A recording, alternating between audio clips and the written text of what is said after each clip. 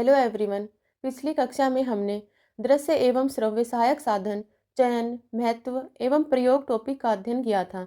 आज की इस कक्षा में हम इससे अगले टॉपिक इकाई योजना एवं दैनिक पाठ योजना, अर्थ, अंतर, महत्व एवं निर्माण टॉपिक का अध्ययन करेंगे। ठीक है, तो आज का हमारा टॉपिक है इकाई योजना एवं दैनिक पाठ योजना एवं इसका अर्थ, महत्व, अंतर एवं निर्माण। सबसे पहले हम यह जानेंगे कि इकाई योजना का अर्थ क्या होता है।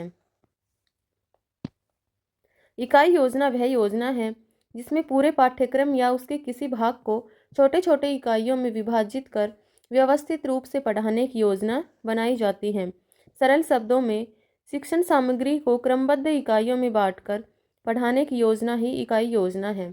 इकाई योजना वह होती है जिसके अंतर्गत पूरे पाठ्यक्रम को छोटे छोटे भागों में विभाजित करके पढ़ाया जाता है, या फिर किसी पाठ के छोटे छोटे भाग करके और फिर उस पाठ को पढ़ाया जाता है, तो वह इकाई पाठ योजना कहलाती है।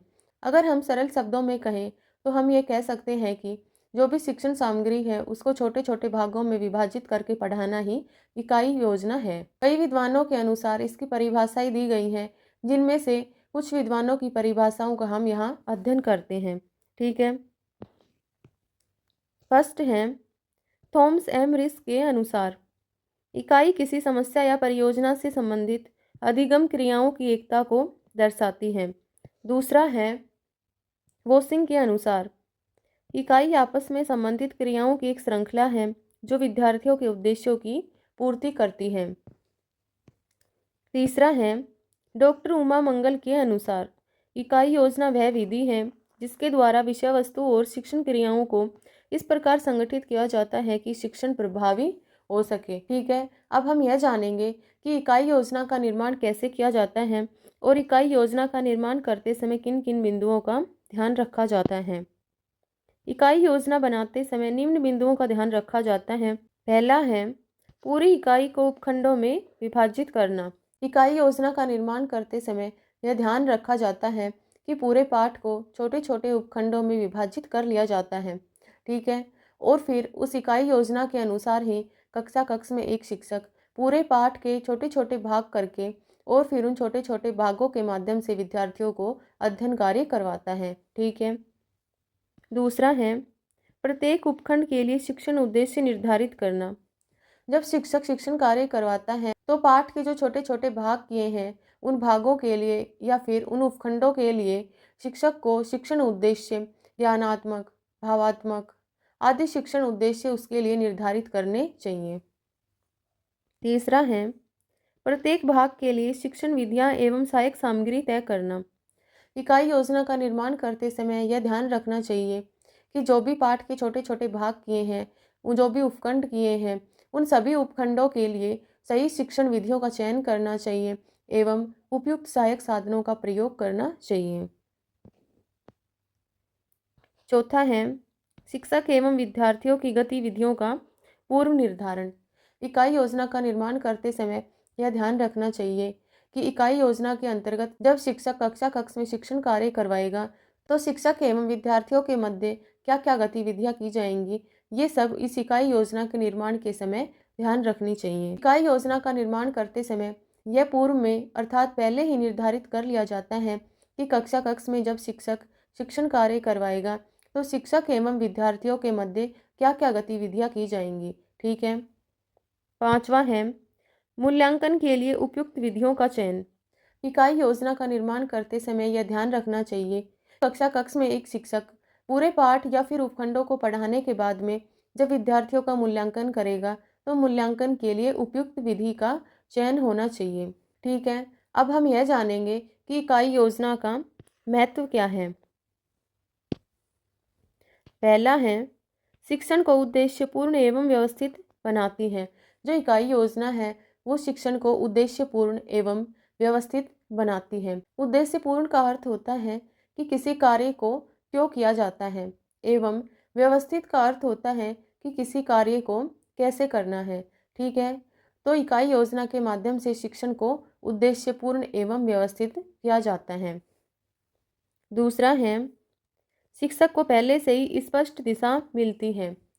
इकाई योजना के माध्यम से एक शिक्षक को पहले से ही स्पष्ट दिशा मिल जाती है कि अगले दिन कक्षा कक्ष में शिक्षक कैसे शिक्षण कार्य करवाएगा। शिक्षण कार्य करवाते समय वह क्या क्या गतिविधियां करवाएगा, वह कौन कौन सी विधियों का प्रयोग करेगा, वह कौन कौन से सहायक साधनों का प्रयोग करेगा, वह मूल्यांकन के लिए किन किन विधियों का प्रयोग करेगा। ठीक है, तो ये सब इकाई योजना के माध्यम से ही शिक्षक को पता चल पाता है। तीसरा है, शिक्षण में समय एवं साधनों का उचित उपयोग होता है। इकाई योजना का निर्माण करते समय यह सुनिश्चित कर लिया जाता है कि इतने समय में शिक्षण कार्य करवाना है एवं इन इन साधनों का प्रयोग करना है।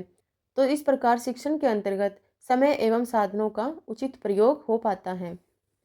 चौथा है, विद्यार्थियों की रुचि एवं सहभागिता बढ़ती है। इकाई योजना के निर्माण के माध्यम से तो विद्यार्थी किसी भी विषय वस्तु को रुचि के साथ पढ़ेंगे एवं विद्यार्थी भी अपनी भागीदारी सुनिश्चित करेंगे। पांचवा है, कठिन विषयों को सरल एवं क्रमबद्ध बनाया जा सकता है।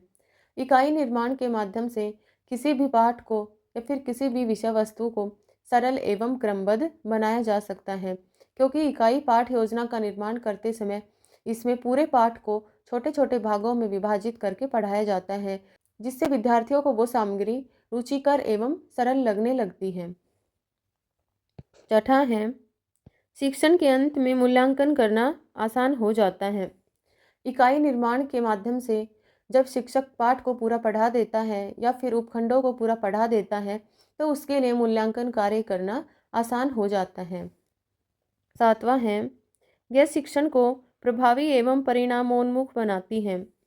यह शिक्षण को प्रभावशाली बनाती है, अर्थात जो इकाई निर्माण योजना है इसके माध्यम से कक्षा कक्ष में शिक्षण कार्य प्रभावशाली बनता है।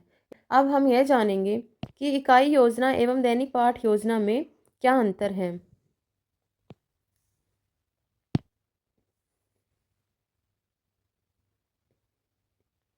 इसमें कुछ आधार दिए हुए हैं।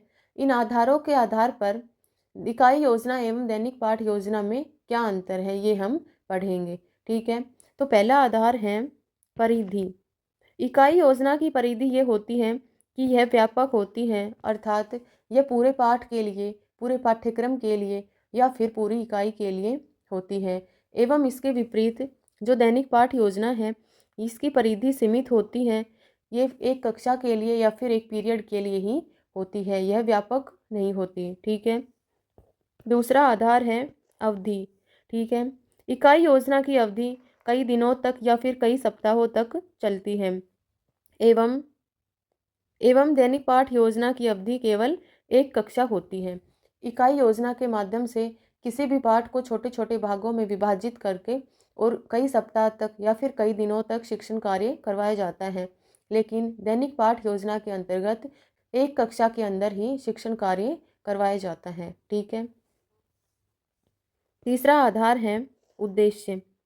इकाई योजना का उद्देश्य व्यापक एवं दीर्घकालिक होता है, वहीं दैनिक पाठ योजना का उद्देश्य विशिष्ट एवं अल्पकालिक होता है। चौथा है संरचना। इकाई पाठ योजना की संरचना कई पाठ योजनाओं का समूह होती है, लेकिन दैनिक पाठ योजना की संरचना एकल पाठ की योजना होती है। ठीक है, पांचवा आधार है तैयारी। यह कम बार बनाई जाती है। जो इकाई योजना है वो कम बार बनाई जाती है, लेकिन जो दैनिक पाठ योजना है वो प्रतिदिन बनाई जाती है। ठीक है, छठा है कवरेज। इकाई योजना का कवरेज पूरे पाठ्यक्रम का भाग होता है।